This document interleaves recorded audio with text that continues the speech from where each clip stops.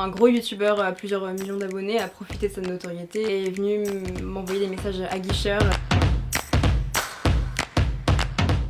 Moi ça m'est déjà arrivé voilà, d'avoir des gars qui m'envoient mes posts à moi en privé pour me dire ouais, embrasser, caresser, lécher tes seins. Des trucs genre est-ce que t'as déjà fait l'amour dans ces vêtements alors que c'était juste une tenue de sport lambda. Enfin des trucs où tu te dis mais comment ça leur passe par la tête. Pour ce qui est de se comparer, bah forcément c'est hyper nocif en fait. T'es en constante comparaison avec le corps de mannequins où c'est leur taf en fait. Enfin leur corps c'est leur taf et ils ont le temps de s'en occuper. J'ai juste été témoin de harcèlement, mais c'était à une échelle trop globale. C'était pas quelqu'un de proche, mais ça m'a quand même marqué parce que c'était assez violent. Twitter, j'y vais souvent. S'il y avait pas les choses drôles, j'irais pas parce que c'est souvent que des choses malsaines, des personnes qui donnent des avis sur les autres. Quand j'étais plus jeune sur Twitter, j'utilisais des photos de célébrités pour me protéger et pas trop m'afficher sur les réseaux vers 13-14 ans. Et un jour, un gros youtubeur à plusieurs millions d'abonnés a profité de sa notoriété et a cru que j'étais majeure et est venu m'envoyer des messages aguicheurs. Donc c'est vraiment un peu retourné contre moi quoi. Je vois plus d'avantages, par exemple des changements d'heure de cours ou de l'entraide pour les DM ou autres. Sinon en fait la perte de temps sur le téléphone, je trouve pas que c'est spécifique aux réseaux sociaux, c'est le téléphone en général. En cours, moi je veux pas tricher voilà, avec mon téléphone genre, parce que moralement c'est pas un truc voilà, que je me verrais faire. Mais quand les profs nous disent sortez le téléphone, cherchez des informations, je suis pas du tout sur le site sur Henri IV, je suis sur Insta ou sur Snap. Enfin pour être honnête, c'est un gros inconvénient. C'est une énorme perte de temps parce que j'avais du mal à lier les deux, donc je faisais beaucoup réseaux sociaux plutôt que mes devoirs et faut juste apprendre à lier les deux. Il y a que des inconvénients sur les réseaux. Si tu veux chercher une info, tu vas pas là-dessus, tu vas directement sur des sites spécialisés, donc non, c'est juste une perte de temps. Il y en a certains qui les utilisent comme outil de triche. Après, chacun son truc là-dessus. Moi, personnellement, c'est pas quelque chose que je cautionne. Mais notamment cette année, on était 120 dans une classe pour un examen de droit. Le prof savait plus où donner de la tête parce que dans ma classe, ils avaient créé un groupe Snap où en fait, ils s'envoyaient toutes les réponses des QCM. Chacun cherchait une réponse et ça a créé un bazar pas possible. Je pense que c'est Alice Kong, c'est une réalisatrice et photographe qui poste tout le temps ce qu'elle fait, c'est hyper esthétique et c'est magnifique. Le compte s'appelle G-Styles World, c'est le compte d'un rappeur, un artiste que je suis vraiment pas mal et qui est très très proche de sa communauté, qui poste des exclus, des extraits de sons avant qu'ils sortent. Et on peut discuter avec lui de sa propre musique, donc cette proximité, moi je la trouve très intéressante. C'est amour solitaire, mais en fait c'est des messages échangés entre des amoureux, des amants en couple, ce que vous voulez. Et en fait c'est que des messages sur l'amour. Et je trouve qu'aujourd'hui, on est beaucoup plus pudique avec nos émotions qu'avec notre corps. Mon préféré, ça doit être un truc qui s'appelle If You High. C'est que une sorte de vidéo psychédélique où genre t'es devant ton tel pendant 20 minutes. Franchement, c'est assez cool. C'est Darren Guttenfelder qui est un photographe activiste qui poste beaucoup sur le BLM, poste aussi des paysages. En fait, j'aime bien ses photos. Ça doit être Hugo Décrypte. Donc c'est un compte Instagram d'information tout simplement. Donc ça permet de mettre un peu de culture entre guillemets dans cette sphère un peu superficielle.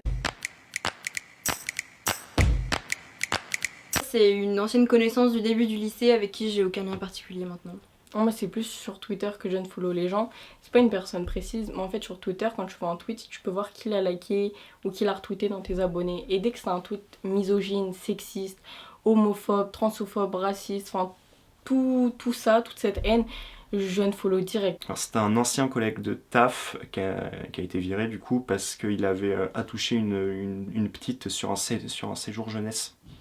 Il lui avait fait un massage où il avait tout simplement fini par lui plotter les seins, du coup je l'ai clairement unfollow direct.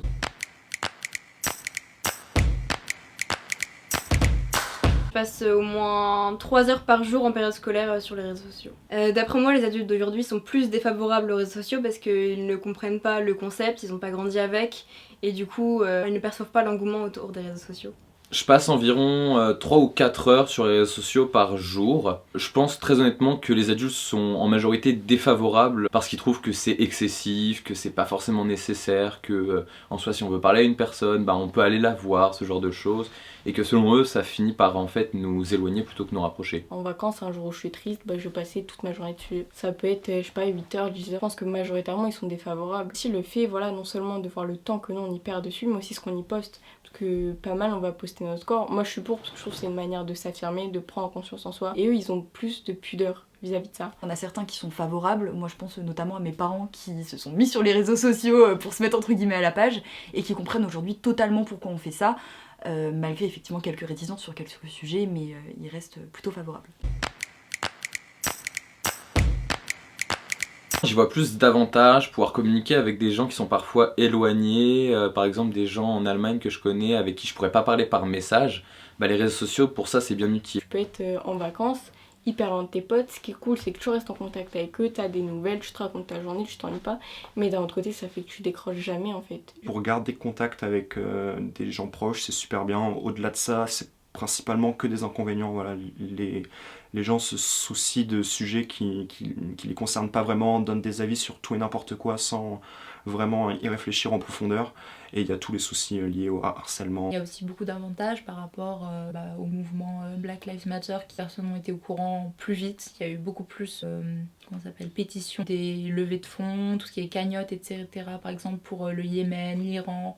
Les jeunes sont plus responsables par rapport à tout ce qui se passe dans le monde. Par exemple pour les Ouïghours, il y a beaucoup d'avantages quand même aux réseaux sociaux qui ont permis la politisation, on va dire, des jeunes. Je pense qu'il faut savoir faire la part des choses entre réalité et réseaux sociaux, mais surtout ne pas forcément faire confiance aux influenceurs parce qu'il y en a beaucoup qui déforment la réalité et ne montrent pas l'envers du décor. Franchement, ouais. Moi, ça m'est déjà arrivé d'être dans une situation où une personne, un ami, est là, mais pourquoi tu me réponds pas? Qu'est-ce qui se passe? Je dis, bah écoute, j'étais pas à ce moment-là dans une position où je me sentais bien, c'était une période pas facile. Et il comprenait pas, il me disait, mais attends, mais tu mets des stories. Ta vie, elle est toute dorée sur les réseaux. Je lui dis bah oui, logique, sur les réseaux, c'est ce que je veux qu'on voit de moi, je vais pas mettre ma gueule en train de pleurer, c'est pas cohérent, mais du coup ça fait que ce que tu renvoies, c'est pas forcément l'état dans lequel t'es derrière ton écran. Je veux dire je vais poster l'image d'une fille sûre d'elle, qui s'assume, etc. Alors que derrière, moi dans ma vie de tous les jours, c'est pas le cas, ou pas toujours. Donc c'est en fait l'image qu'on renvoie aux gens, c'est celles qui vont vraiment se faire de nous au final, alors qu'en vrai on n'est pas forcément comme ça. Je pense par exemple à tout ce qui est violence policière pendant les gilets jaunes, etc.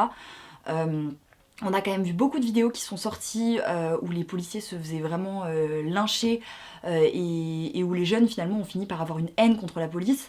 Et je trouve qu'encore une fois, souvent c'était des cas isolés, c'était des choses qui n'allaient pas, mais d'une manière... c'est pas... Il y a des cons partout, entre guillemets. Je sais pas si je peux dire ça, mais c'est peut-être un peu trop spontané. Mais je pense qu'effectivement, il y a des racistes partout, il y a des misogynes partout. Il faut pas mettre tout le monde dans le même panier. Moi, je trouve que pendant les Gilets jaunes, par exemple, la police a quand même très bien fait son taf, à protéger les citoyens comme il a pu. Effectivement, il y a eu des affrontements. Mais encore une fois, s'il y a des affrontements, c'est que de l'autre côté aussi, il y avait des violences. Donc oui, il y en a eu, mais il faut remettre chacun dans son panier, chacun à sa place et mettre les choses en perspective plutôt que de regarder qu'une seule vidéo qui est sortie sur Instagram où effectivement ça allait pas.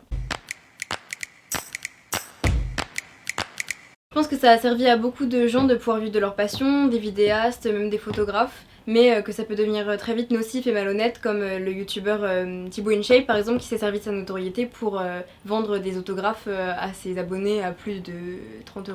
Je pense que certains influenceurs ne méritent pas cette vie de rêve qu'ils ont alors qu'ils ne contribuent en rien à la société. Le temps il évolue, les technologies, donc les métiers, ça crée des nouveaux métiers, pas de soucis.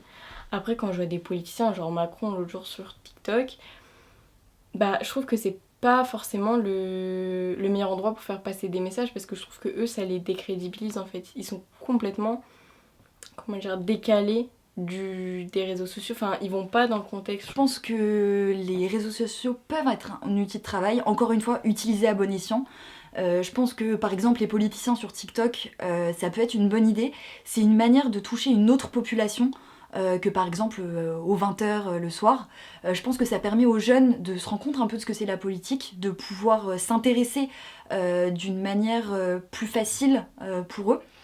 Et après je pense notamment par exemple aux influenceurs ou à certaines marques, ça permet de se faire connaître et aujourd'hui je pense que c'est indispensable pour une marque d'être sur les réseaux sociaux et de se faire connaître aussi par ce biais parce que c'est la nouvelle télé des jeunes entre guillemets, on regarde quasiment plus la télé nous.